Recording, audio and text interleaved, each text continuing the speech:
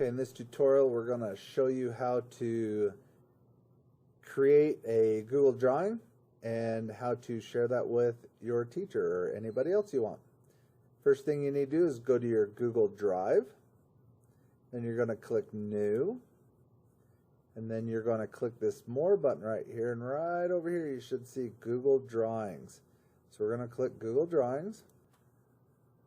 Right up at this top, you're going to give it a name. It's always a good habit to put your name in and then the title.